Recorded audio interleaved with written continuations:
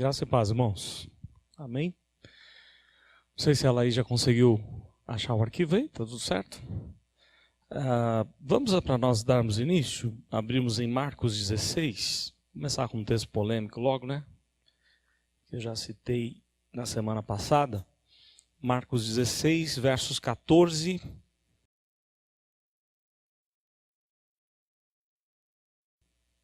pode ser até 20, 14 a 20. Evangelho de Marcos, capítulo 16, 14 a 20. É um dos textos que traz mais confusão aí de interpretação nas igrejas por conta dos sinais dos apóstolos.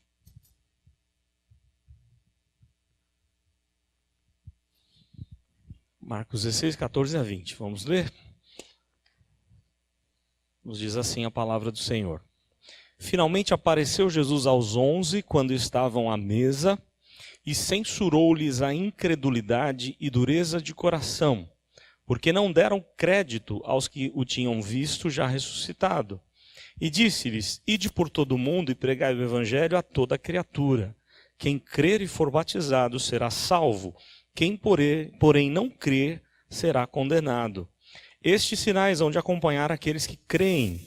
Em meu nome expelirão demônios, falarão novas línguas, pegarão em serpentes, e se alguma coisa mortífera beberem, não lhes fará mal. Se impuserem as mãos sobre enfermos, eles ficarão curados.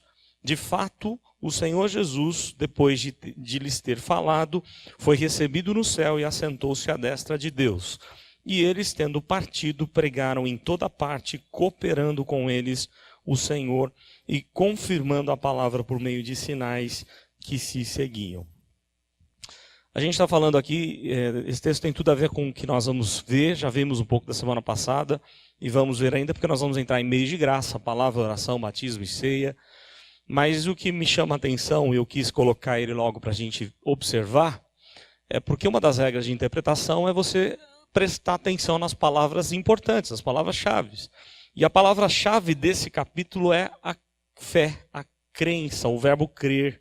Se você notar, verso 14, finalmente apareceu Jesus aos 11, quando estavam à mesa, e censurou-lhes a incredulidade. Eles não acreditavam na ressurreição. Estava muita confusão na cabeça dos apóstolos. Então Jesus vai fazer uma censura, ele vai dar uma dura neles, né, censurando-lhes a incredulidade. E a partir do verso 15 ele começa a dar algumas ordens, né? Ide por todo mundo, pregai o evangelho a toda criatura. Nós já vimos vários pregadores, e esse é um texto muito conhecido, aliás, esse não é a polêmica do texto, mas o ide aqui é indo, né? Por todo canto que você andar, você vai caminhando e pregando a palavra de Deus, testemunhando a palavra de Deus. Esse não é o ponto polêmico do texto. O ponto polêmico, ele volta a falar sobre, de novo, o verbo crer, verso 16, quem crer e for batizado será salvo, quem por ele não crer será condenado, e os sinais, estes sinais acompanharão, ou hão de acompanhar aqueles que creem. Jesus está falando com um público específico, e está dizendo, olha, se vocês crerem, isso vai acontecer. A questão é, a referência aqui é toda a igreja, ou é aquele público que naquele momento estava incrédulo? Aos discípulos, né? Os 12 ou os 11 ali, ou quem sabe até poderíamos pensar que aqui estava reunido os 70 discípulos, os 120, enfim, eles tinham vários grupos de seguidores de Jesus. Não era multidão, isso não é, né? A ideia que o texto fala é dos 12. Então, você tem ali o grupo limitado dos discípulos, Jesus está dizendo, olha, se vocês creem ou crerem, estes sinais vão acompanhar vocês. Quais são os sinais? Em meu nome expelirão demônios. Tá? Em meu nome falarão o quê? Novas línguas. Pegarão em serpentes. Se alguma coisa mortífera beber, né? Não lhes fará mal, ou seja, veneno. Se impuser as mãos sobre os enfermos, eles ficarão curados. Tudo isso aconteceu na vida dos apóstolos. Isso é claro, quando você pega o livro de Atos, não é? Eles fizeram tudo isso, olha só. Expeliram demônios? Sim. Várias vezes, né? Falaram em novas línguas, desde Atos 2, várias vezes novas línguas. Aliás, as vezes que as línguas foram faladas é para cumprir Atos 1:8. Recebereis poder ao descer sobre vós o Espírito Santo e ser-me-eis testemunhas, tanto em Jerusalém, Judeia, Samaria e até aos confins da terra. O livro de Atos está fundamentado em Atos 1:8. É para provar que isso realmente aconteceu de acordo com a promessa do derramar do Espírito Santo. Uma questão polêmica, o Espírito Santo já veio antes do Pentecostes, tá? Cuidado para você achar assim, quando veio o Espírito Santo? Desde a criação. O que está escrito lá em Gênesis 1, verso 2? O Espírito de Deus pairava por sobre as águas. Só que agora ele vem com um derramar especial diferenciado. Eu costumo dizer assim, que em Atos 2 há um derramar que estava sobre os líderes, sobre reis, sacerdotes e profetas. Agora é sobre toda a igreja. Mas o Espírito já agia, já trabalhava. Porque se você crê que o Espírito Santo só vem em Atos 1, 2, então Moisés não se converteu. Moisés não está no céu. Porque a obra de salvação, de regeneração, é do Espírito Santo. Se o Espírito Santo já não estava agindo no meio do povo de Deus, aí você pode falar, Moisés tudo bem, porque Moisés era profeta, né? Não tem unção de Moisés como profeta, mas ele é o primeiro profeta, profetismo bíblico nasce com Moisés. E aí, você pega todos o povo de Deus lá do Antigo Testamento, eles não seriam salvos se o Espírito Santo já não estivesse com eles. Nos evangelhos, várias vezes Jesus fala, eu vou enviar o Espírito a vocês. Depois Jesus fala, eu enviei já o Espírito a vocês. Eu vou enviar lá no Pentecostes, como ele diz lá em Atos 1, verso 8, né? Ou Atos 2. Agora, a questão aqui é, os sinais acompanharam a vida dos apóstolos. Eu não posso pegar esse texto e falar, porque eu sou o povo de Deus, eu sou filho de Deus, isso tem que acontecer agora comigo. Né? Por quem eu orar, tudo isso aqui vai acontecer, né? Eu vou falar em novas línguas, eu vou expelir demônios, eu vou pegar em serpentes. Lembram de alguém que pegou em serpentes e ficou vivo? Aliás, foi até picado, né? Elas não lembram agora se foi picado. Me ajudem aí, lá em Atos. Não foi, né? Não lembro, lá em Atos, Paulo. Vocês lembram se foi picado ou não? Foi, né? No naufrágio. É que eu não lembro se ele foi picado ou se ele só pegou na serpente. Né? As pessoas falaram, agora ele está perdido, né? Porque ele se livrou do naufrágio, mas vai morrer por causa da cobra. E aconteceu com Paulo, nada aconteceu com ele. Aí o texto diz aqui, se alguma coisa mortífera beberem, não lhes fará mal. Se impuserem as mãos sobre os enfermos, eles ficarão curados. Estes sinais acompanham os discípulos, são sinais do apostolado, são marcas do apostolado. Para quê? Para que eles tenham autoridade, ou tivessem autoridade de falar da parte de Deus. Acontece o seguinte, eu também não posso dizer que Deus não faz isso hoje. E aí, quando eu falei na semana passada do desequilíbrio que muitas vezes as pessoas têm, é que as pessoas ou vão pendendo para um lado ou para o outro, quando a Bíblia ela mostra um certo equilíbrio. Eu não posso fechar o assunto e falar que Deus está encaixotado, engessado e que esses sinais nunca mais vão acontecer no nosso tempo. Não é isso. Porque acontece ainda assim. Deus usa assim pessoas em momentos esporádicos para quê? Para algumas manifestações, como está no texto. Mas não é mais um sinal que acompanha a cada um. Aliás, nem era cada um. Era aos apóstolos. Era aqueles a quem Jesus estava falando naquele momento. Então, é claro, precisaria para comprovar isso mostrar, trabalhar a exegese toda do texto para vocês perceberem alguns detalhes que o texto nos dá. Mas ao mesmo tempo que eu não posso pender para o lado, vou falar aqui dos movimentos, os pentecostais, que eles dizem assim, tudo isso aqui tem que acontecer na vida de todo crente ou daquele que é batizado com o Espírito Santo, né? Porque para eles batizados com o Espírito Santo é falar em línguas, não é? E que não é isso. Batizado com o Espírito todos nós somos quando temos Jesus. Também não podemos ser como muitos neopuritanos ou hipercalvinistas que não creem mais em manifestações espirituais. Não creem mais na cura, não creem mais no dom de línguas, não creem mais nas coisas que o texto vão falar, na cura, enfim. Não é bem assim. A gente pode, aliás, nós não somos juízes para falar se algo é de Deus ou não. Deixa Deus ser o juiz. Né? Nós não podemos julgar o que está acontecendo com a vida das pessoas, com o coração das pessoas. Mas nós também não podemos pegar esse texto e falar, esse texto dá autoridade para fazer isso. Eu tenho um exemplo claro para mim de que esse texto acontece e é verdade, e é um exemplo muito claro, a vida do Ronaldo Lidório, missionário. Toda a família dele foi envenenada lá na África. E eles estão vivos. Por um milagre de Deus, eles estão vivos. Eles chegaram numa tribo, né, ele e a esposa, numa tribo que nunca tinha visto um homem branco e conseguiram pregar o evangelho para aquelas pessoas. Tem milhares de pessoas que se converteram com o ministério dele. O que é isso senão também o dom de línguas? Não é? Claro que aí a gente entra numa outra discussão do que é dom de línguas. Se é para pregação de estrangeiro, se é uma manifestação espiritual para edificação. Não é o nosso caso aqui, não daria tempo da gente conversar sobre isso. Mas não dá para engessar e falar que Deus não faz. Ao mesmo tempo, o texto não te dá autoridade para falar que, se você é crente, você vai ter que ter tudo isso. O exemplo que eu dei a semana passada, Paulo deixou Trófimo doente em Mileto. Porque ele sabia que não era para Trófimo ser curado. Porque por quem ele orasse, impusesse as mãos e orasse, Deus tinha dado uma autoridade a Paulo e ele seria curado. Mas eles estavam antenados com a vontade de Deus. Eles sabiam direitinho ou estavam sendo inspirados, guiados por Deus para não só compor as Escrituras, mas também fazer todo o ministério que Deus havia deixado. Então, fica só uma palavra, né, que é importante para a gente começar como introdução e vamos trabalhar um pouquinho na nossa aula de hoje. Muito bem, vamos lá do início então do arquivo, nós vamos retornar, pode ir lá no início, Laís, porque como ficou muito ruim de ver, eu vou passar muito rápido para a gente não se perder, né? Nós falamos aí na semana passada sobre o que é teologia. Então teologia não é o estudo de Deus na sua própria pessoa, porque Deus não está aqui como uma cadeira está para você tocar e ver, né, detalhes sobre ele. Mas você tem as revelações de Deus. A revelação natural, a criação, não é? Dentre elas a principal revelação natural, que é o homem, a imagem e semelhança de Deus. E você tem a revelação especial, a Bíblia. Tá? Então teologia é o estudo da revelação de Deus, e não o estudo de Deus. O nome significa estudo de Deus, né? Theos, Deus, logia, estudo. Mas não é o estudo de Deus propriamente, é o estudo da revelação. Hoje, os teólogos estudam a revelação especial.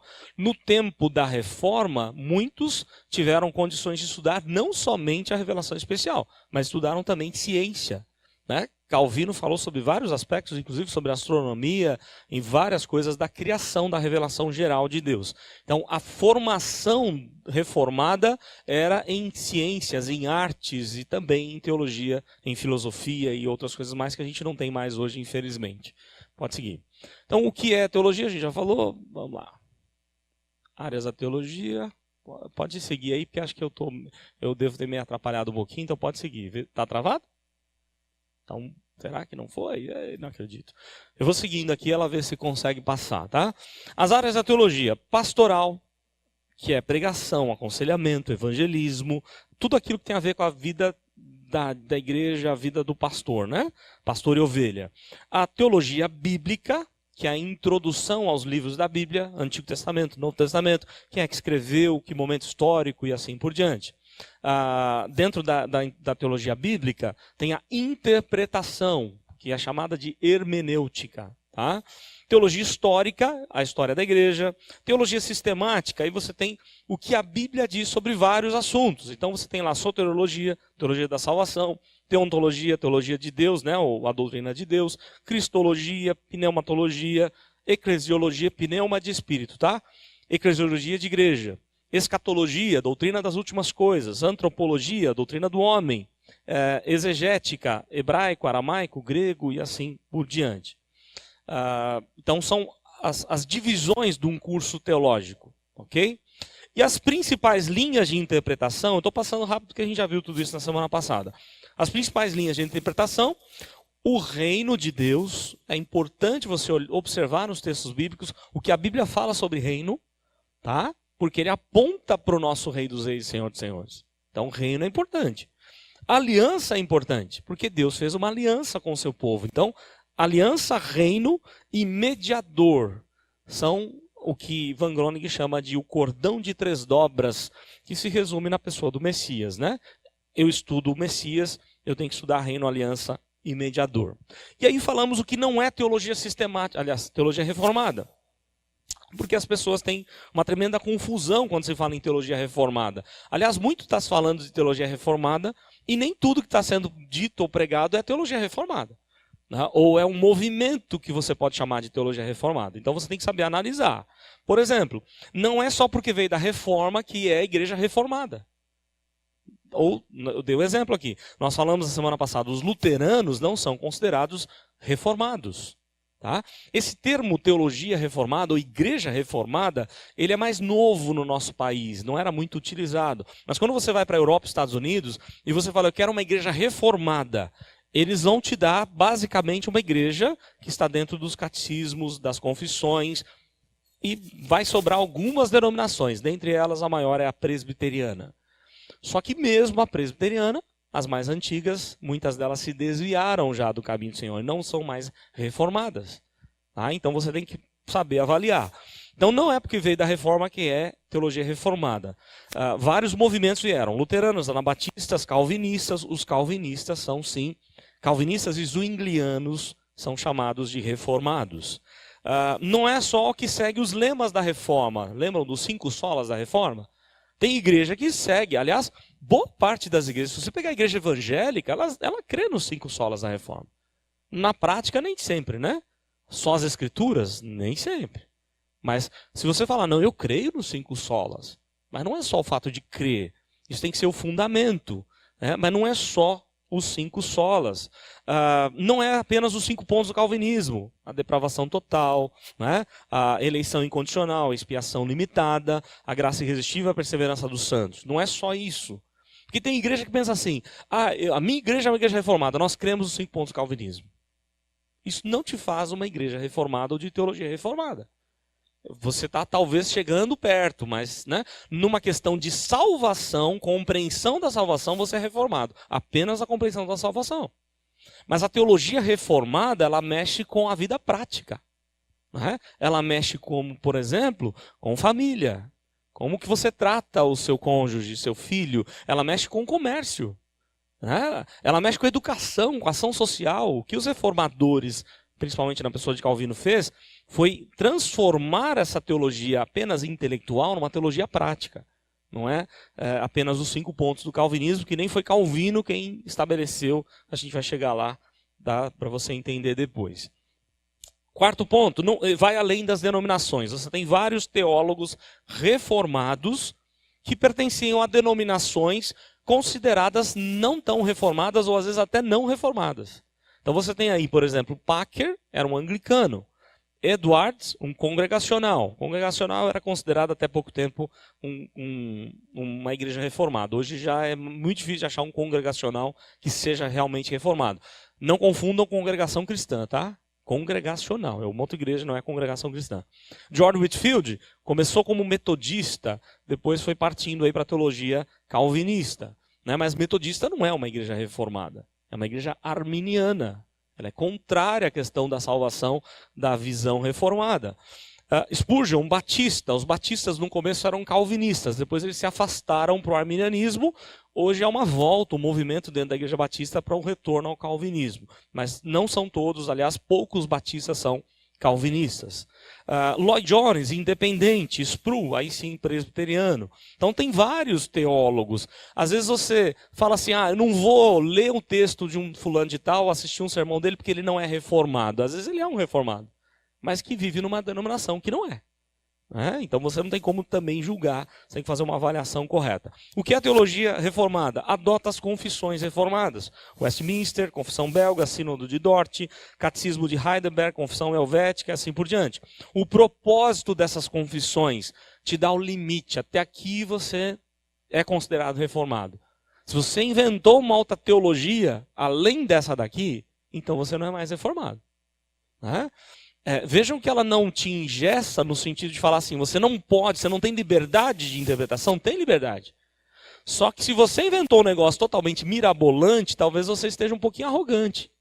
Porque você está negando tudo aquilo que os demais fizeram, Lutero, Calvino, Zwinglio e outros mais fizeram por nós. Então, nós bebemos de todos os pais da igreja, inclusive. Agostinho é o principal deles. Então você tem um limite. A confissão reformada, ela te dá esse limite de interpretação. Ela oferece uma interpretação segura. Aqui é algo que a gente consegue seguir. Você pode estar pensando em coisas bem diferentes um do outro, mas se está dentro das confissões, você é considerado assim reformado. Elas foram escritas em épocas, lugares, situações totalmente diferentes, mas elas têm uma unidade de pensamento e de fé. E aí nós vamos falar sobre a questão da Bíblia. que a gente já falou na semana passada. Então, algumas coisas bem rápidas, né? A Bíblia ela foi escrita durante perto de 2.000 anos, de 1.500 a 2.000 anos, e ela tem algo assim interessante, porque são vários autores, vários livros, ocasiões totalmente diferentes, e ela não tem diferença de interpretação. Ela não te dá assim contradições. Se você caiu numa contradição bíblica, é porque você interpretou alguma coisa errada. Porque ela não tem contradição. Ela tem aparentes contradições, é diferente, né? Ela é totalmente inspirada, inerrante. As divisões do livro, né? Você sabe lá, livro da lei, livros históricos, poéticos, sabedoria, evangelhos, cartas e apocalíptico, né? A gente já falou disso na semana passada e eu vou passar por aquilo que é mais importante. Os motivos para crer nas Escrituras. A unidade dela na diversidade, né? Já falei sobre isso. Escrita em vários lugares diferentes, situações diferentes, com cerca de 40 autores mais ou menos, e ela ainda assim não tem erros, não se contradiz. Tá? Há uma harmonia entre os livros da Bíblia. O cumprimento das profecias é um outro motivo para nós crermos nas Escrituras. A transformação que ela opera na vida das pessoas e nos países. Aliás, eu creio que esse é um dos principais argumentos que você pode usar na evangelização. Qual que é o maior argumento? O que ela fez na minha vida. Eu creio. Porque fica aquela história, né? Hoje as pessoas duvidam da Bíblia. Desde o iluminismo, até antes do iluminismo, ninguém tinha coragem de duvidar da Bíblia. Hoje um monte de gente duvida. Você encontra um amigo seu lá para conversar, eu não creio na Bíblia. Ué, dentre os argumentos, você não pode deixar de mostrar para ele o que ela fez na sua vida. Porque essa é a palavra de autoridade de Deus. Ela transforma vidas. E transformou a sua vida, o seu jeito de pensar, de agir, assim por diante. É uma transformação que ela opera, que ela operou nos países, e aí o grande exemplo é a própria reforma, os movimentos de avivamento, tudo que se tem de bom hoje. Aliás, é interessante, eu estava dando aula para casais aí esses dias na escola dominical, e nós falávamos sobre a questão da educação, a influência reformada na educação. E eu falei lá, a primeira escola pública obrigatória para meninos e meninas, e crianças no geral, até crianças pobres, era obrigatório. Foi Calvino que fez em Genebra. E aí comecei a pontuar algumas coisas. E uma pessoa que nos visita, que nem crente não é da teologia reformada, a esposa é, mas ele não.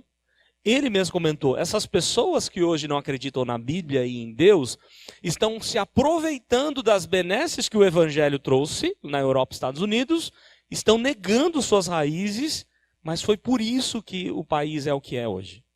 Uma pessoa que nem da nossa denominação é. E ela reconhece isso. Não é? Hoje o que eles são? A maioria são ateus. Você pega lá Inglaterra, ateu, Holanda, ateu. A maioria são ateus. Mas só são o que são hoje por causa do Evangelho. Estados Unidos a mesma coisa. Feliz a nação com os judeus é o Senhor. Então tudo que eles têm de bom ainda na questão cultural, as pessoas vão para outros países e ficam encantadas de falar assim, eu posso deixar uma coisa ali que aquilo não vai se perder, né? Que ninguém vai roubar. Não é? A honestidade e tudo mais, isso é fruto do Evangelho. O Evangelho é que trouxe essa diferença, ou que fez a diferença na vida dessas pessoas. Então toda a transformação que ela opera na nossa vida, nos países e assim por diante. As evidências externas, a arqueologia, né, apesar de ser um livro científico, ela não contradiz a ciência. Tá? É isso que é importante. E aí os obstáculos para se ler a Bíblia. Eu vou fazer esse resumo que é bem interessante. São vários obstáculos. Obstáculo do tempo, não é? A Bíblia, ela tem aí o tal do obstáculo do tempo. O último livro, cerca de 2.000 anos atrás, foi escrito. Obstáculo do contexto. Os contextos são diferentes do nosso. Eles não estavam vivendo, por exemplo, a situação política que a gente vive hoje. Então, quando eu vou estudar a Bíblia, eu tenho que levar isso em consideração. Eu tenho que conhecer um pouco de história, para eu entender o porquê que o judeu não aceitou o Messias. Existe uma questão. Não é? Por que Jonas não quis pregar o evangelho aos ninivitas? Existe uma razão. Claro, não justifica, era uma ordem de Deus, mas existia uma razão. E você precisa compreender tudo isso para não fazer bobagem na sua interpretação. Né? O Pentateuco ele tem um propósito a ser escrito, e vários outros livros. Né? Apocalipse não foi escrito para falar de fim do mundo. Esse é o pior problema. As pessoas não conseguem olhar para Apocalipse e desvincular do fim do mundo. Apocalipse fala do fim do mundo, mas não é o propósito principal. O propósito principal é conforto e encorajamento para a igreja vitoriosa em Cristo. mesmo que ela seja perseguida, a igreja é mais que vencedora em Cristo. É essa a ideia de Apocalipse. Né? E ser fiel até a morte, não desanimar até a volta de Jesus, porque ele vai voltar para buscar a sua igreja. Então, o obstáculo do contexto, o obstáculo da cultura, né? Tudo o que acontecia naquele tempo é diferente do nosso tempo. Então eu tenho que conhecer um pouquinho mais da cultura, das crenças. Obstáculo da língua. Eu dei um exemplo aqui na semana passada. As línguas bíblicas, elas estão mortas. Hebraico, grego e aramaico são línguas que não são mais faladas, né? São línguas mortas. Então quando você vai estudar, se você quiser fazer um curso para compreender melhor os originais da Bíblia, tem que fazer o hebraico bíblico, um grego bíblico. Porque senão você vai pegar, por exemplo, e é uma discussão entre algumas denominações, e dizia assim, batismo é por imersão. Tá? Isso no contexto da palavra. Na raiz da palavra, o batismo é por imersão. No grego atual é, no grego bíblico não é. Então, quando você vai para o grego bíblico, você vai ver que, peraí, aliás, não só no grego bíblico ele nasce no tempo dos filósofos gregos. Então, você tem que pegar todos os filósofos gregos para ver como é que eles usavam essa expressão, né? Vindo do grego clássico para o grego koiné, o grego comum, que é o grego do tempo bíblico, para você fazer a interpretação correta das escrituras. Falei do obstáculo da língua. Então, tudo isso são obstáculos humanos. Mas existe um obstáculo mais complicado, que é o obstáculo espiritual. Há uma diferença enorme entre nós e Deus. Deus é tudo, nós somos fraquinhos, né? Somos nada praticamente em relação a Deus. Somos tudo porque Ele nos fez assim, né? Ele nos fez filhos, Ele nos deu tudo em Cristo, nós vamos reinar com Cristo, vamos julgar os anjos. Somos muita coisa em Cristo. Sem Ele nós nada podemos, né? Nós nada fazemos. Aliás, Ele já nos ensinou assim. Então é um obstáculo natural. Nós somos muito fracos em relação a Deus. E é um obstáculo espiritual. Nós somos seres afetados pelo pecado que nos aproximamos de um texto sagrado, de um texto santo. Então há uma dificuldade enorme da gente compreender, né? Por quê? Porque a nossa natureza leva ao mau entendimento da Bíblia.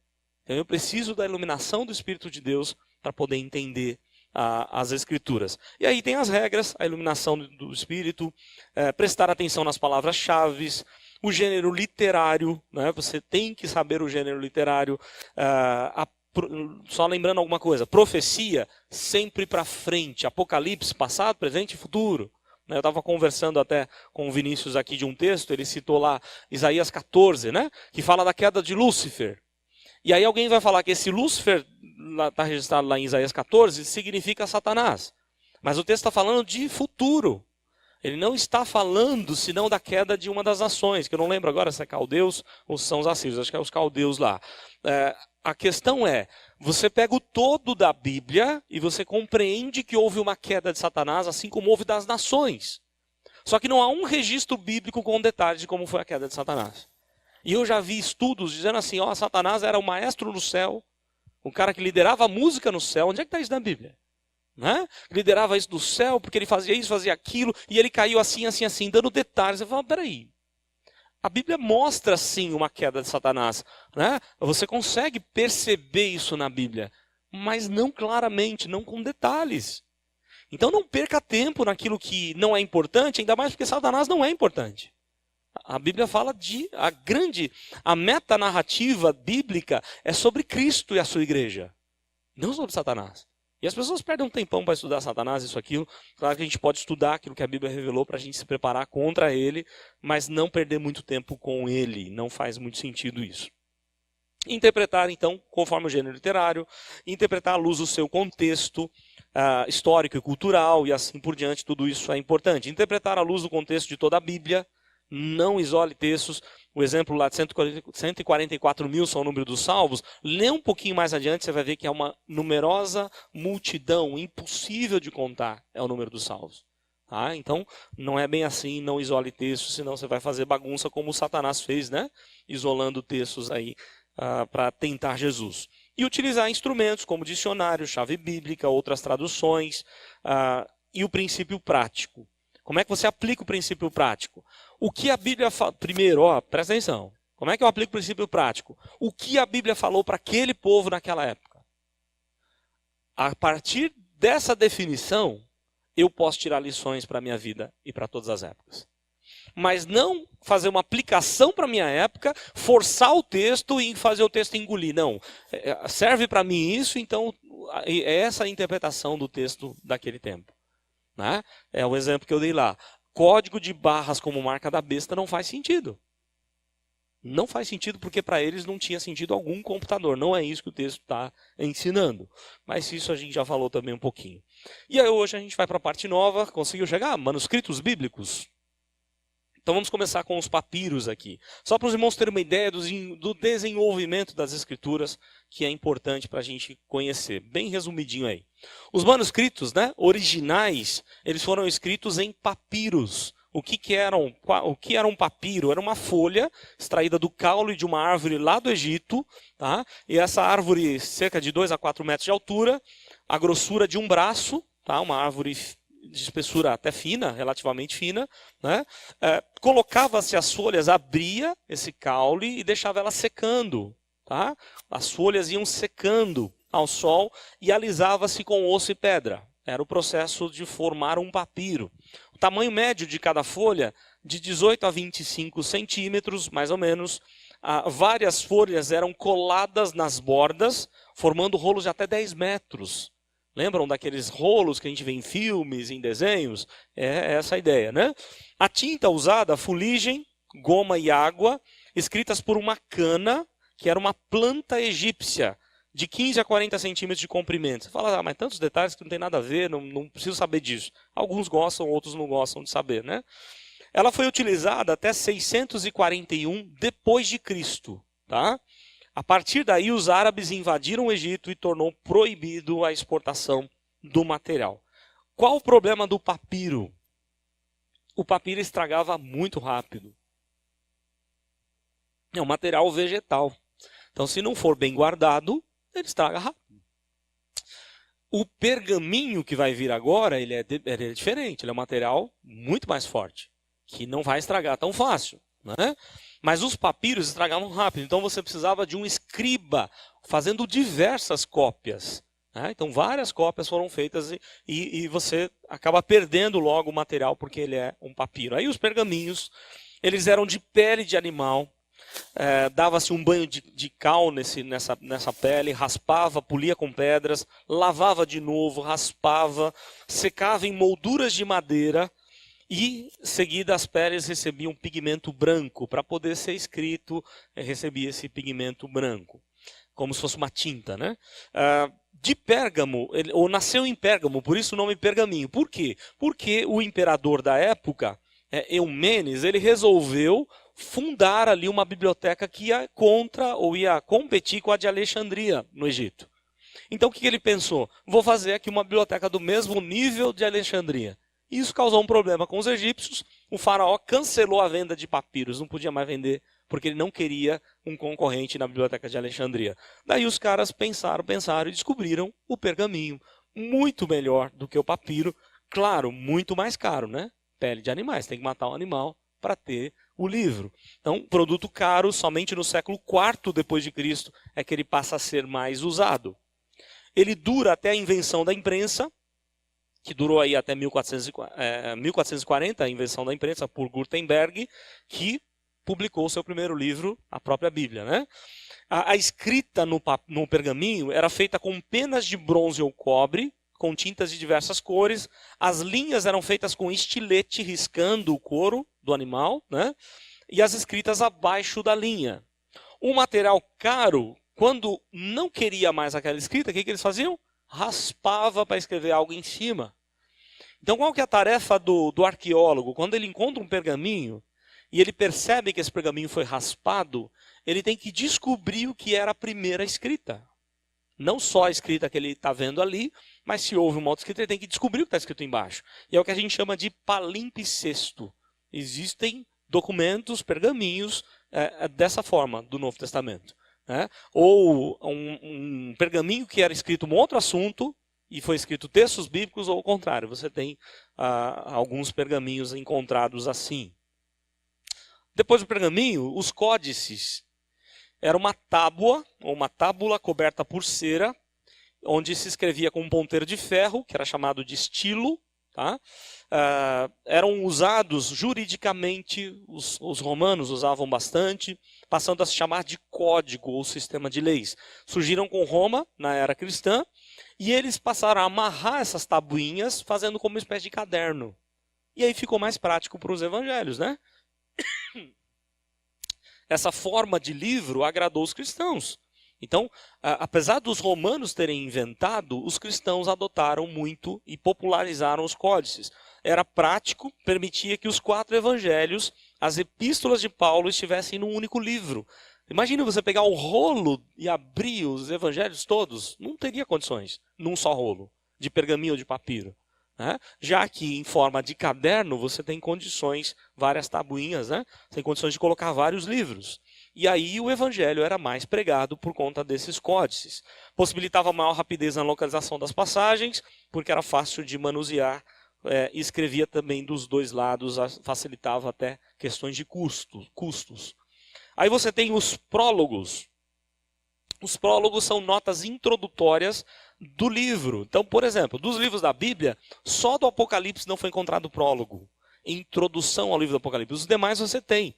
E eles são importantes, porque são informações antigas do porquê que foi escrito, por quem foi escrito, né, qual o momento, qual a situação que eles estavam vivendo. Um prólogo importantíssimo que você não pode deixar de ler, é em latim, mas já tem tradução, se você quiser eu até posso te passar, é o prólogo de Jerônimo. Por que é importante? Porque ele traduziu a Bíblia para a Vulgata Latina. Né? A Bíblia Vulgata foi traduzida por Jerônimo. E ele colocou no prólogo que ali havia livros não inspirados, que são os tais livros apócrifos. Então, quando você vai evangelizar um católico, por exemplo, e você usa o prólogo de Jerônimo, você não tem como... Aliás, os missionários usaram essa estratégia. Pegavam a Bíblia dos católicos e diziam: vocês estão dizendo que a gente aumentou a nossa Bíblia? Olha o que está escrito aí por Jerônimo na sua Bíblia. E aí eles abriam e ficavam estarrecidos. Como assim? Ninguém falou isso pra gente, né? E aí os missionários usavam como estratégia. E, claro, os romanos tiraram isso, né? Perceberam que estavam perdendo muita gente, tiraram o prólogo de Jerônimo, ou prolegômena de Jerônimo, a introdução da Bíblia Vulgata, ele não tem mais, não é mais produzido pelos romanos. Os prólogos são importantes. A esticometria também é importante, porque no final de cada livro tem lá o cálculo, as indicações do número de esticos, para você calcular o preço do livro, a remuneração do escriba e assim por diante. Desculpa. As divisões de capítulos ou em capítulos e versículos, somente com Eusébio de Cesareia, olha o ano aí, 265 a 339, que você começa a ter divisões na Bíblia, né? Ele divide os evangelhos em pequenas e grandes seções. Somente em 1204 essas divisões foram feitas agora em capítulos, como a gente tem hoje, e 1551 a 55 a divisão em versículos. Então é algo bem atual, né? Não é no texto original, não tem essas divisões. Aliás, a tarefa nossa como pregadores, como estudantes, a gente tem que pegar a perícope da passagem. O que é perícope? É você pegar o assunto da passagem e você definir qual é a perícope. Primeira tarefa, qual é a perícope da pregação que você tem que fazer? Então você define qual é o trecho, né? Por quê? Cada parágrafo traz um assunto. Né? Então a perícope é como se fosse um parágrafo. Quem é bom de redação aí sabe que eu estou ilustrando aí. Óstracos. São escritas em jarros de barro, em louças, feitas por objetos pontiagudos, recibos, contratos, receitas. Quem não podia comprar o papiro escrevia partes do evangelho da Bíblia em vasos de barro, de cerâmica. Aliás, era algo muito barato para eles, né? Foram encontrados 25 óstracos com passagem do Novo Testamento. Vejam que, quando eu falei para os irmãos... deixa eu só terminar aqui, talismãs, vai, a próxima. Talismãs, amuletos em madeira, cerâmica, papiro ou pergaminho que continha pequenas porções das escrituras. Eram coisas que as pessoas levavam no bolso, amarradas na mão, em qualquer lugar, um talismã, alguma coisa. Tem que levar uma porção da escritura para ser abençoado, né? Essas crendices que muitos têm. Isso é importante, porque você consegue pegar aquele versículo que está num talismã e comparar com as versões que você tem nos pergaminhos. Isso dá uma visão mais abrangente, aí, mais interessante. Cópias livres. Pela oposição judaica e romana, além da pobreza, começou-se a qualquer pessoa não tão bem preparada a fazer cópias da Bíblia, né? E aí você tem as variantes textuais. Você não tem dinheiro para pagar o escriba era muito caro, né? Ganhava muito bem, também era um baita de um trabalho. Imagina com aquela letra lindíssima que eles faziam. Você pega os pergaminhos, uma letra maravilhosa, tanto em grego quanto em hebraico, mais ainda em hebraico, e eles passavam dias e dias ali escrevendo. Agora qualquer pessoa começou a escrever. E aí você tem as variantes textuais, que nas nossas traduções, às vezes tem um colchete, tem alguma coisa assim.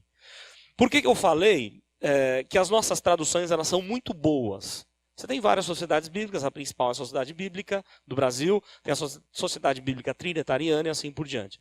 As nossas traduções elas são boas, mas a nossa tarefa, se você quer ensinar alguém, sua tarefa, já que você não tem o grego e o hebraico, é você definir, né, através de várias traduções, você define melhor a passagem.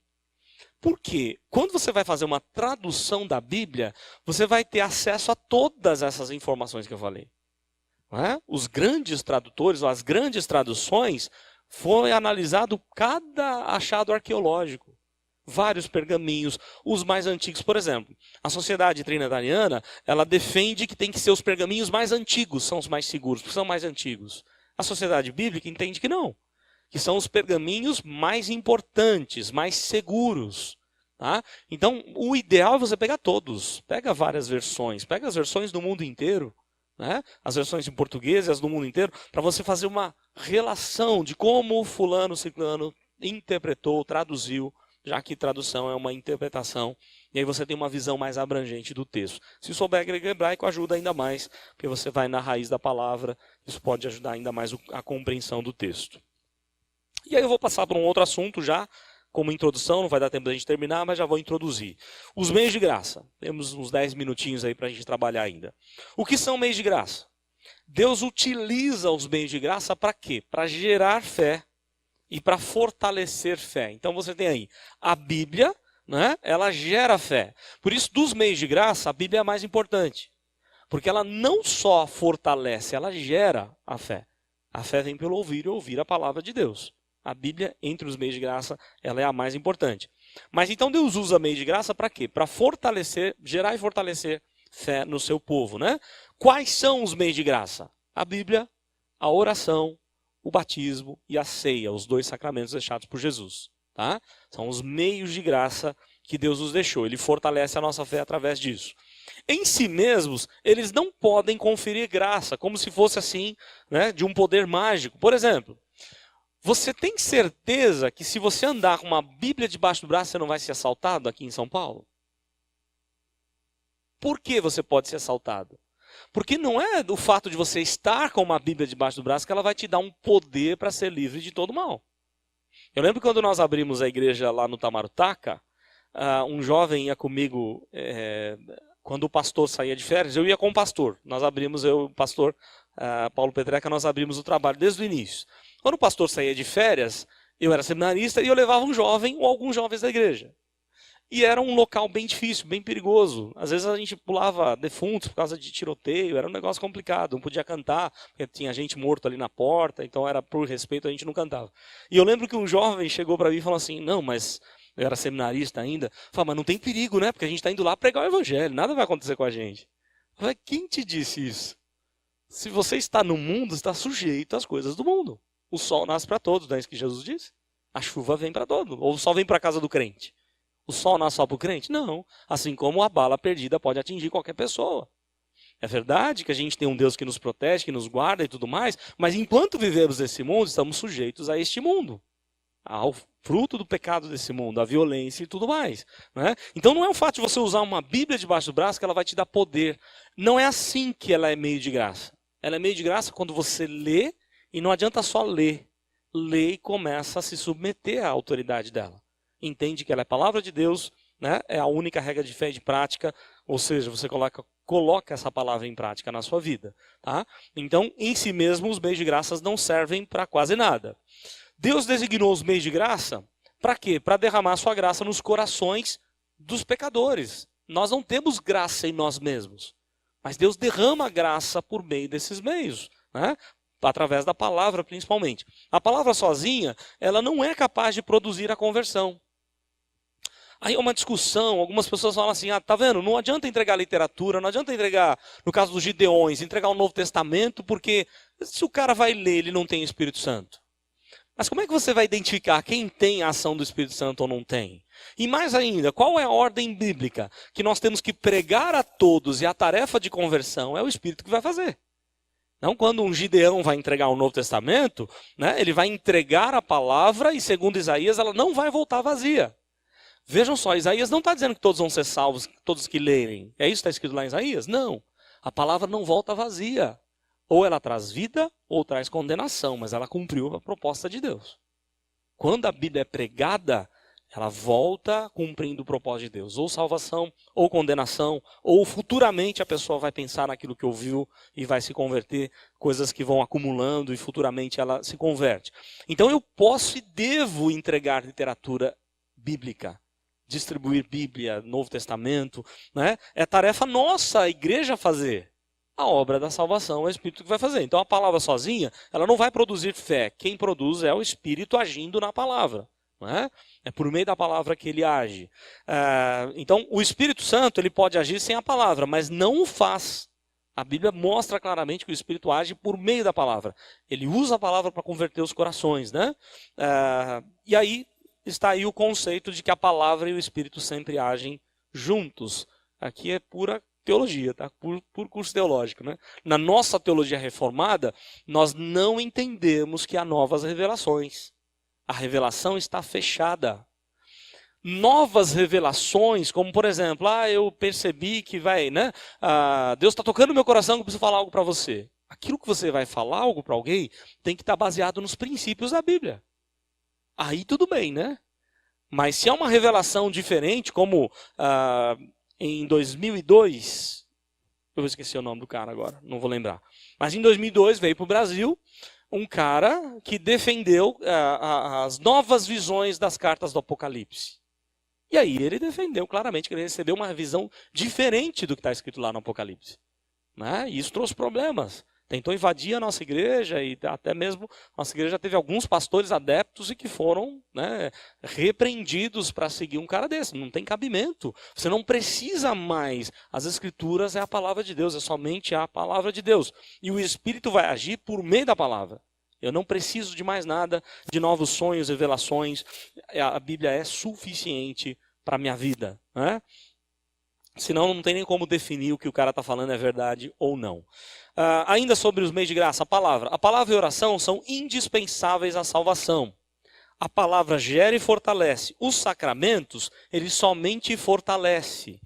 Então, quando você pega assim, a palavra é o meio de graça mais completo. Tá? Ela gera e fortalece e é para todo mundo, tem que ser anunciado ao mundo inteiro. A oração, ela é também completa, não tanto quanto a palavra, mas ela também é para várias pessoas. Os sacramentos é somente para o povo de Deus. Ok? Então o sacramento não é, eu vou oferecer batismo e ceia para todo mundo, não é isso. Por isso que a gente toma todo o cuidado para que a pessoa que não é da igreja, não é membro da igreja, não participe dos sacramentos. Tem igreja que vem no primeiro dia, já pode ser batizado, já pode tomar ceia. A pessoa nem sabe quem é Jesus direito, já está tomando ceia. Né? E isso vai trazer um problema sério para ela que a gente vai ver daqui a pouco, ou outra hora. A igreja, ela pode ser descrita como um meio de graça? De certa forma, sim. Né? O Espírito Santo age por meio da igreja, desde que essa igreja seja uma igreja verdadeira. Quais são as marcas da verdadeira igreja? A fiel pregação da palavra, não é? Aí você tem o exercício da disciplina, que é uma terceira marca colocada até depois, e a fiel administração dos sacramentos. Eu não preciso seguir uma igreja reformada para ser salvo, mas eu tenho que estar numa igreja que seja verdadeira. Igreja verdadeira é que prega a palavra com fidelidade, que exerce os sacramentos, né, batismo e ceia, com fidelidade, de acordo com a palavra, não de acordo com ideias de líderes contrários à palavra, né? E que exerce a disciplina também. São as três marcas da verdadeira igreja. Então, de alguma forma, a igreja é considerada como um meio de graça porque ela faz isso, ela prega a palavra, tem oração aqui, tem batismo e ceia e assim por diante. E aí eu vou parar por aqui, porque nós vamos entrar em batismo. Nós vamos seguir depois na próxima semana batismo de uma forma geral. Vamos falar um pouquinho sobre batismo infantil, né? E depois vamos falar aí sobre ceia e terminamos aí com os meios de graça. Mas tem muita coisa, não daria para entrar em batismo e ceia. Ok? Vamos orar mais uma vez, né? Vamos pedir a Deus a bênção dele. Aí quem quiser ir embora pode ir. Quem não quiser, a gente vai ter um momento aí de perguntas e respostas. Vamos falar com Deus. Ó Deus, muito obrigado, porque a Tua palavra um dia invadiu a nossa vida, o nosso coração. Alguns foram criados nela desde pequeno, tiveram esse privilégio, essa bênção tão magnífica de crescer na escola dominical, de ouvir os Teus ensinos. E o quanto o Senhor livrou essa pessoa que nasceu na igreja, livrou de males, de más amizades.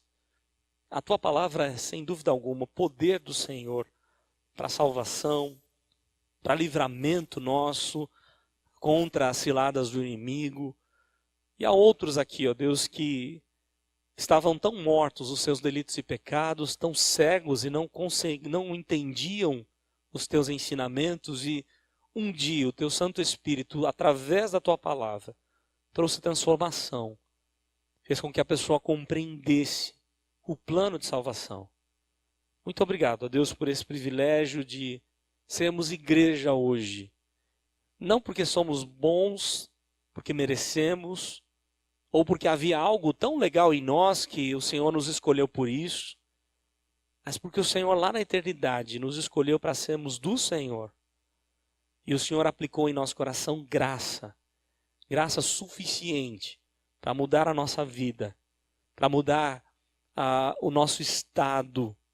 Antes já estávamos condenados, mortos os nossos delitos e pecados, e agora temos vida e vida abundante em Cristo.